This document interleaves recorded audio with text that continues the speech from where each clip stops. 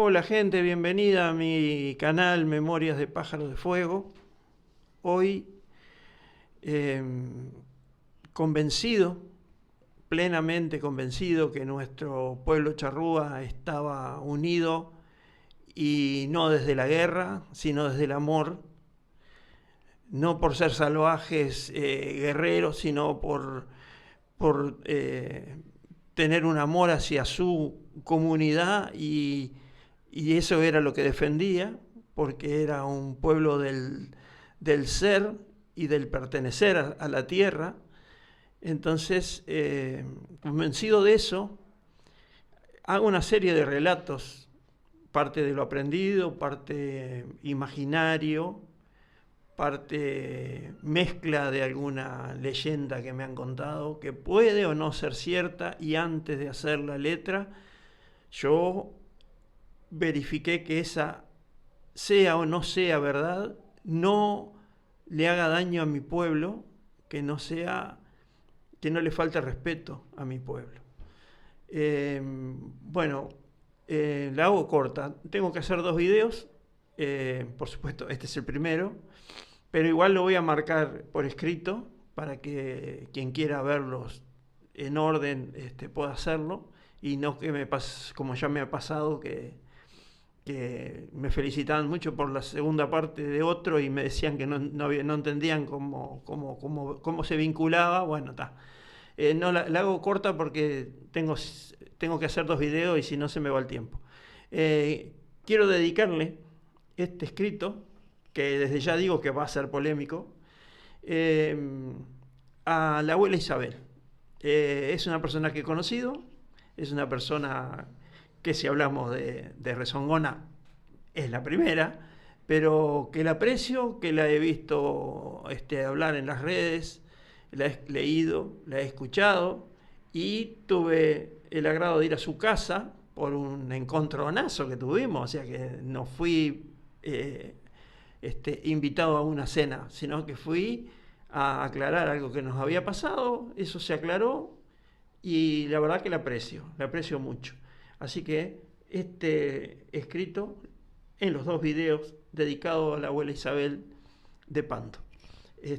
Bueno, se llama El Gran Inchalá y dice así: su recuerdo viajó en el tiempo, como todos los recuerdos, y aún más, porque recordó hasta las vivencias de sus ancestros, que eran de otros tiempos, de cuando él no era cuerpo sino semilla. Zapicán, Abayubá, Yandinoca, Magalona, para él no tienen cara, solo son figuras, los becerios, pero lo han sabido aconsejar aún en el amor. Siempre le han marcado el camino, pero teniendo cuidado de dejarlo vivir sus aciertos y sus errores. Jamás se equivoca el ancestro, siempre es él. Jamás es el ancestro el que acierta, siempre es él. El camino está siempre indicado. Entender las señales y no desviarse es su trabajo. El Callao, como lo conocía en el ejército, o Ejoj, como le decía a su pueblo, no tenía plena confianza en lo que hacía.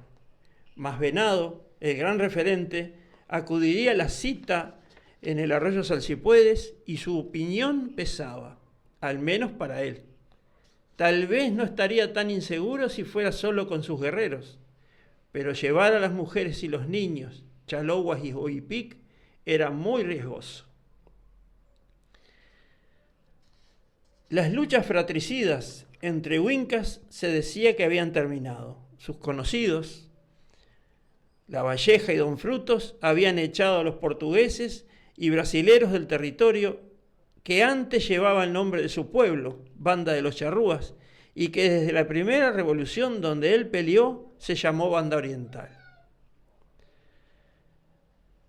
Después vino la derrota o la victoria, porque Ejoj y sus guerreros estaban de acuerdo con Don Frutos y su ayudante Don Antonio, siendo apoyo del ejército oriental del sur, ejército más fuerte y mejor armado del jefe Artigas, al mando de Don Frutos Rivera.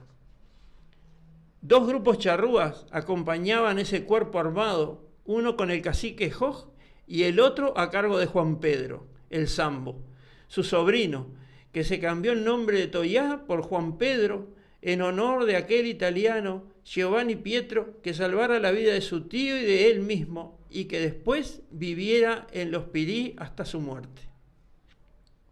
Cuando apareció el ejército imperial, se practicó la guerra de guerrillas con 2 batallones, uno con Julián Laguna al frente, con Juan Pedro y sus guerreros como apoyo, y el otro comandado por el valiente y arrojado Juan Antonio Lavalleja, apoyado por el Callao y sus Inchalá.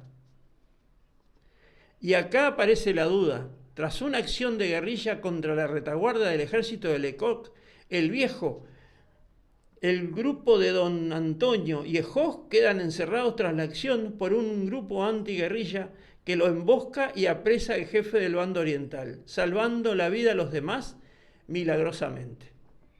Sigo en el segundo video.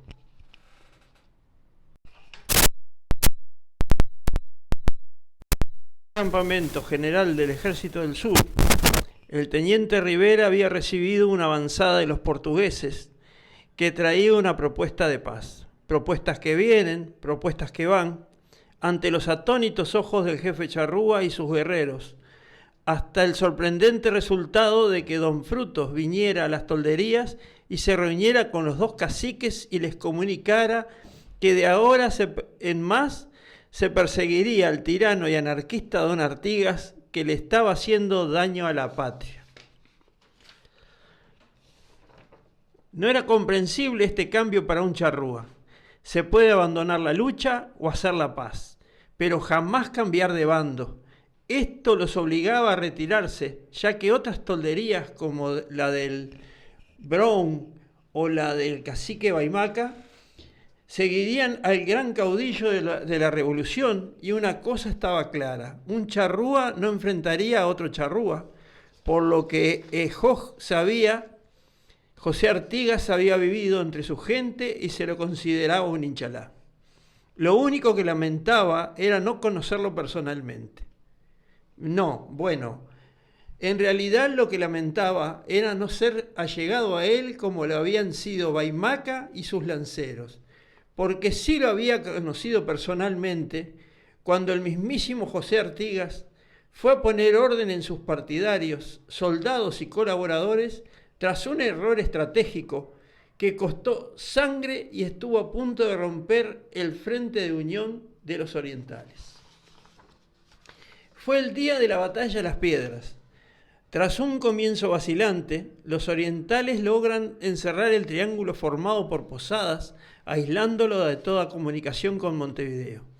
Ese logro ya significa la victoria, pero por si fuera poco, el magnetismo de la figura del ex capitán de Blandengues hace que una parte de los criollos que salieron de la Plaza Fuerte se dieran vuelta y se pasaran a su bando junto con sus armas y municiones.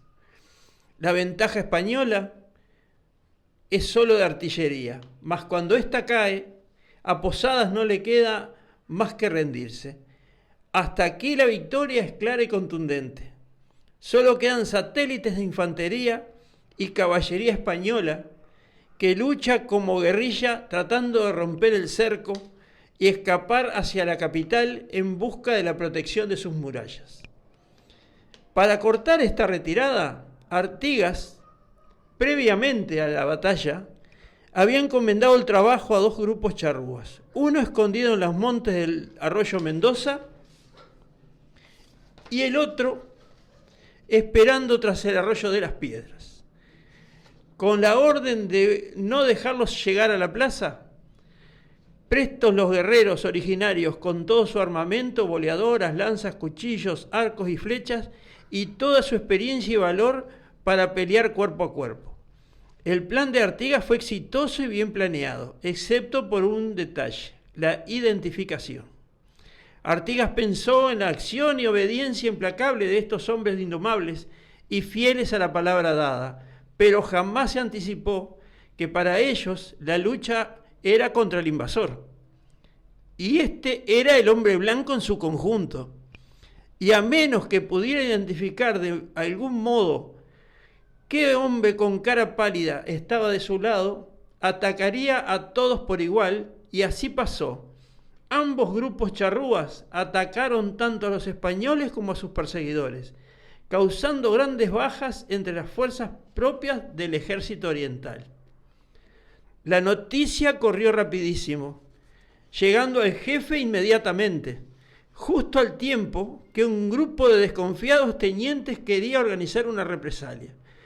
La acción de Artigas, tan clara, noble y valiente, es hacerse cargo del error, de la falta de previsión, y calmando a sus subordinados, promete encontrar una solución para que no vuelva a pasar. 2 chasquis son enviados con rumbo cada uno a cada una de las 2 tolderías. En la primera, Taigarupé, el cacique, había sido herido gravemente, por lo tanto, fue Ejoj quien recibió el mensajero. El capitán pedía una reunión a pleno monte con los caciques de cada toldería que acompañan a la revolución. Ejoj concurre por su toldería representando a Taigarupé. Desde la bruma apareció su figura, en la horqueta que forman el arroyo Mendoza y el arroyo Las Piedras. Sus palabras fueron precisas y directas al problema que había sucedido y a la solución para que no volviera a suceder. Conocedor profundo del sentir indígena, Artigas les comunica que sus fuerzas solo enfrentan opresores, mas nunca hermanos, y que ellos lo eran. Solo había que encontrar la forma de que supieran cuáles eran sus hermanos. La cuestión se resolvió con una seña que de ahora en más identificaría a todas las fuerzas orientales: el pañuelo blanco, color tomado de la forma de pintarse la cara a los charrúas cuando iban al combate. Así quedó zanjada esta incidencia, gracias a un hombre que no eludió su responsabilidad y que, por sentirse hinchalá de todos los nacidos en estas tierras, hoy mal llamada América, esa fue la única vez que el Callao lo vio y lo escuchó personalmente. Solo con esto sentía en su corazón que no se trataba de un mandón acaparador, como había dicho el joven teniente Don Frutos en aquella oportunidad, cuando cambió de bando a obedecer a los portugueses. Gracias por todo.